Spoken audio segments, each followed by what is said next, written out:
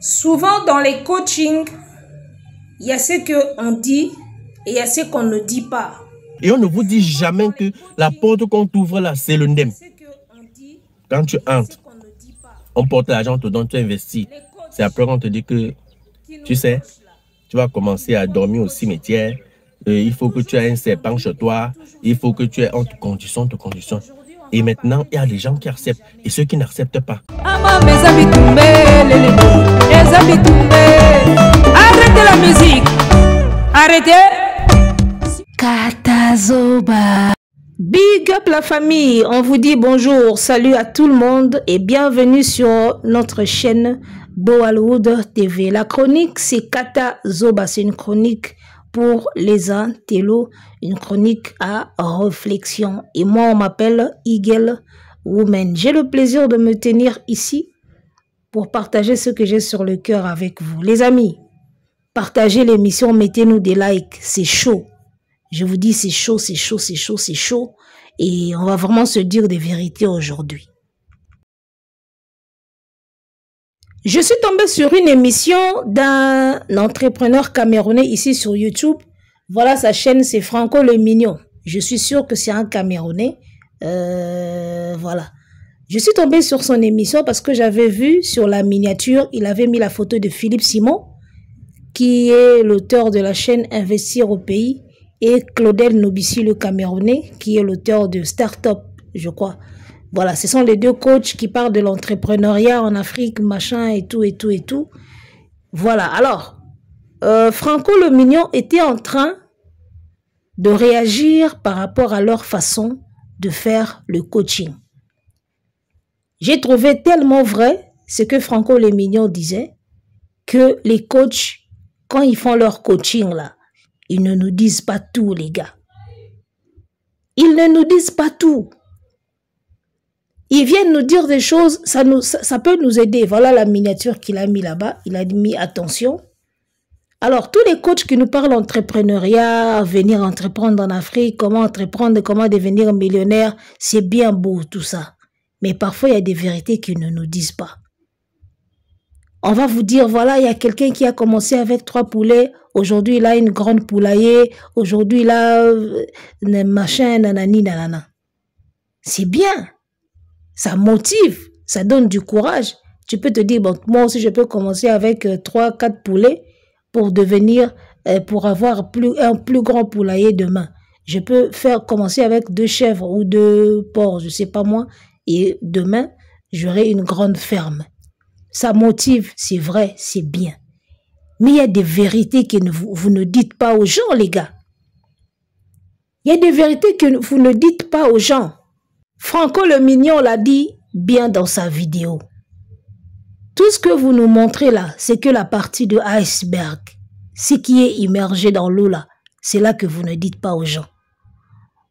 Vous ne dites jamais aux gens que dans l'entrepreneuriat que vous enseignez là, l'entrepreneuriat et tout, tous ceux qui réussissent là dans les affaires, dans les business, il y a beaucoup plus, 80% ou 90% même, le business est reposé dans ce qu'on appelle du fétiche, la magie. C'est-à-dire il y a un côté sombre dans le business et tout le côté sombre de business là, c'est ce que vous ne dites pas aux gens. Oui, quelqu'un peut commencer petit, il peut agrandir son entreprise et tout. Mais ce que vous nous montrez là, moi, je vois même des entrepreneurs qui viennent dans des émissions. Excusez, il y a des entrepreneurs qui viennent dans des émissions. On lui donne un micro. Voilà, moi, j'ai commencé petit et puis mon entreprise a grandi. J'ai commencé seulement avec 2 poulets, 2 poussins. J'avais commencé seulement avec 2 chaises. J'avais commencé seulement avec un seul ordinateur. Aujourd'hui, j'ai toute une entreprise. Ils disent ça comme ça. C'est pour motiver les jeunes, c'est bien. Pour motiver les jeunes, que voilà, ça peut aussi aller un jour pour vous. Mais il y a une partie qu'ils ne disent pas, c'est le côté spirituel. C'est le côté magique, côté mystique, le côté fétiche. Là, ils ne nous disent pas. Ce que nous, on voit, c'est la partie physique. Mais la partie mystique, là, vous ne dites pas aux gens qu'il y en a qui signent des pactes. Il y en a qui côtoient les maisons mystiques. Juste pour réussir leur entreprise. Ça, vous ne dites pas aux gens. qu'il y a des propositions parfois malsaines qu'on fait à des entrepreneurs. Ceux qui disent oui, ils disent oui, et ceux qui ne disent non, ceux qui disent non, comme l'a dit Franco le Mignon. Ceux qui acceptent, tant mieux pour eux, ils acceptent les conditions. Et ceux qui n'acceptent pas là, ceux qui disent non, qu'est-ce qui leur arrive après? Là, on ne dit pas, les gars. Le monde là, le monde est gâté. Je vous dis. Comme on dit en lingala, mukileza yako beba. Les gars, mukileza yako beba. Le monde est gâté, le monde est déchu. Oh, millionnaire en ceci. Oh, milliardaire. Oh, il est dans le pétrole. Oh, il est dans l'or, dans le diamant. C'est bien beau. Mais en dessous de ça là, qu'est-ce qu'il y a? Qu'est-ce qu'il y a en dessous? Il y a des gens qui tiennent le commerce pas dans la voie normale. Peu sont ceux qui gagnent leur vie dans la voie normale. C'est-à-dire en étant naturel. Tu ouvres une boutique, tu achètes les marchandises, tu mets dedans, tu commences à vendre.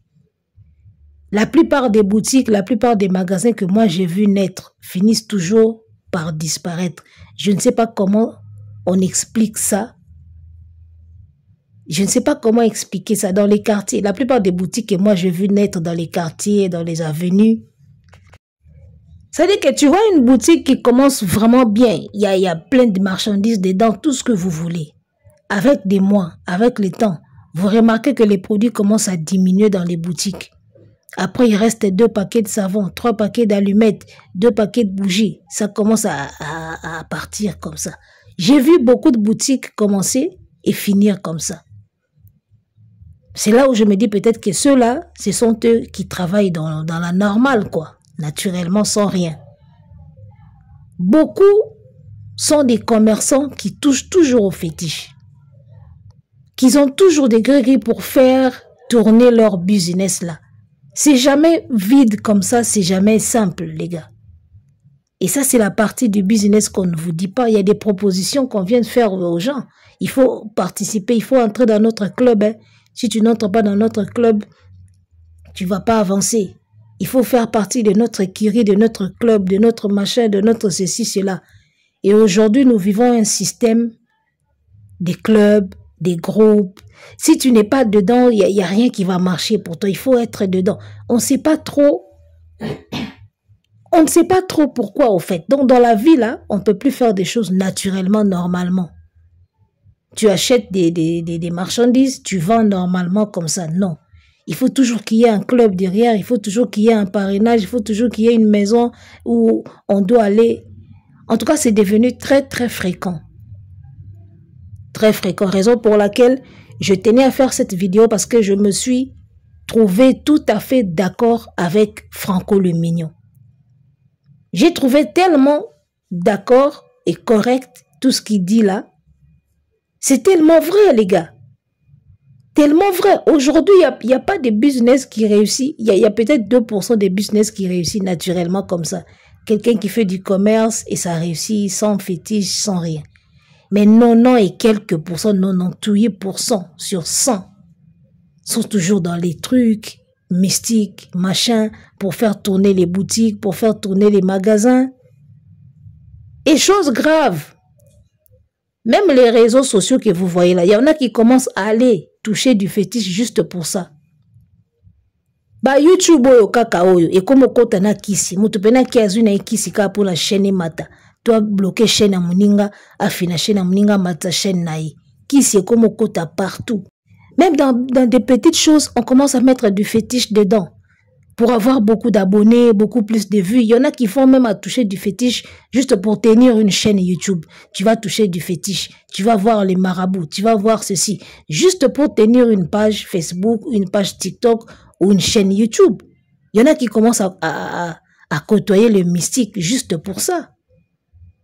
Le monde est tellement déchu, tellement gâté que c'est ce que dit Franco le Mignon. Faites très attention, le monde est devenu très bizarre.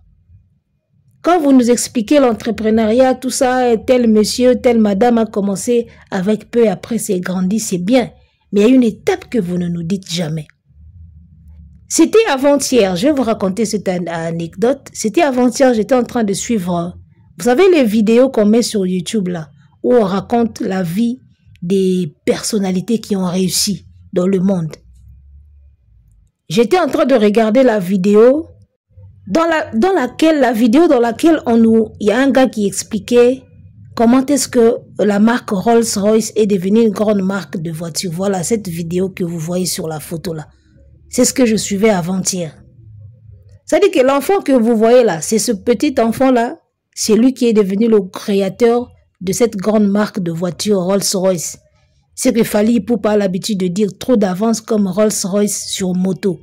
Le Rolls-Royce là, c'est la voiture de luxe là, qui est créée par un petit enfant là. Bon, c'est pas qu'il était petit enfant quand il a créé la voiture, mais c'est que dans l'histoire, c'est quoi?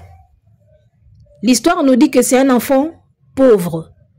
Un enfant qui est né d'une famille pauvre, d'où son père a galéré, nanani, nanana, machin, le père est décédé. Vous connaissez l'histoire de ceux qui deviennent grands là. Ils viennent tous des familles pauvres. Tu vois? Quand j'ai suivi l'histoire là, jusqu'à la fin, il y a une petite idée, une petite voix qui m'a parlé intérieurement, qui m'a dit comment un enfant né d'une famille pauvre qui manquait de tout, une famille qui manquait de tout, dont papa a été licencié, qui n'avait plus de travail, la maman a bataillé, machin. Comment un enfant peut venir d'une famille très pauvre et devenir plus tard le plus grand créateur d'une grande marque Rolls-Royce qui fait rentrer des millions aujourd'hui? Les gars, c'est bien de dire qu'il a travaillé. Dans la vidéo là, on nous montrait, on nous disait quoi? Il a travaillé dans ceci, il a travaillé dans les machines, il a travaillé dans la technologie. C'est bien. Là, c'est la partie visible de l'iceberg. Quand on vous dit que tel a travaillé ici, il a travaillé là-bas, il a fait ceci. Parce que dans l'histoire de Rolls-Royce, là, le petit que vous voyez là, il a travaillé. Hein. Le petit là a travaillé. Il a enchaîné de petits boulots à petits boulots. Tu vois? Ça, c'est normal. Ça peut emmener quelqu'un quelque part. Il a beaucoup fait des petits boulots, il a travaillé, en tout cas il a travaillé, d'après son histoire là, il a travaillé dans des entreprises, dans des sociétés, on l'a engagé, il faisait ceci, il était payé $1 par mois, en tout cas le petit a travaillé. Mais jusqu'à arriver à créer une grande marque, d'une voiture de marque qui génère des millions aujourd'hui, les gars, il y a une partie du film qu'on ne nous raconte pas là. Moi, je suis convaincu. C'est après avoir regardé la vidéo de Rolls-Royce là que je me suis dit ça.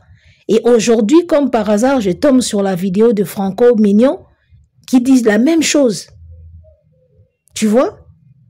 Parce que nous tous là, on cherche la vie, hein? On cherche l'argent. La vie est très dure, je vous dis. On galère. On fait ce qu'on fait, on bouge par-ci, par-là pour avoir de l'argent et on sait comment c'est dur. C'est dur. Comment un enfant de pauvre, c'est vrai qu'il a travaillé, il a enchaîné des petits boulots, jusqu'à devenir célèbre, au point de créer une plus grande marque d'automobile qui génère des millions aujourd'hui. Les gars, forcément, il y a une étape qu'on ne nous dit pas. Mais oui, ça c'est la partie de l'iceberg que tout le monde a vu, que tout le monde voyait. Ah, le petit, il a travaillé, ah, il bossait, ah, il travaillait, il a travaillé ceci, il a travaillé là-bas, on l'avait engagé comme petit de course, comme garçon de course, on l'a engagé, il a eu l'intelligence, c'est bien. Mais, moi je suis convaincu qu'il y a toujours une partie de l'histoire qu'on ne nous dit pas.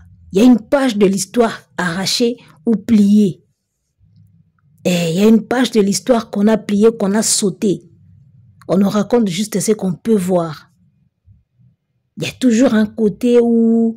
En tout cas, je ne sais pas. Hein. Je ne suis pas en train de dire ici qu'il n'y en a pas qui réussissent dans la voie normale sans rien toucher comme...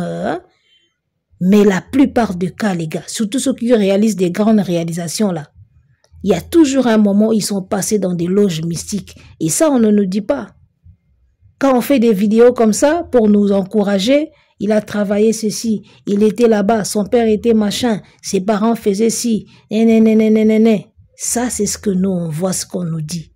Il y a une partie qu'on ne voit pas, qu'on ne nous dit pas, et que nous, on sait que cette partie-là aussi, ça a participé dans la réussite des gens là. C'est pas de la blague, c'est pas facile. Tu vois? Venir d'une famille pauvre, pour arriver à un tel succès, à une telle réalisation dans le monde ici. Les gars, il y a une étape qu'on ne nous raconte pas là. Donc, voilà, en tout cas, cherchons l'argent, soyons courageux, battons-nous pour notre vie, mais sachant que la réussite là, hey, il y a des choix à faire. Soit tu fais dans la normale, soit tu vas là-bas. Tu vas là-bas où tu connais là. Donc voilà, en gros, toutes les vérités ne sont pas bonnes à dire et on ne nous dit pas tout. Dans tout ce qu'on nous raconte dans la vie, dis-toi toujours qu'on ne nous dit pas tout. Donc voilà, en tout cas, c'en est fini pour aujourd'hui. Big up, ciao.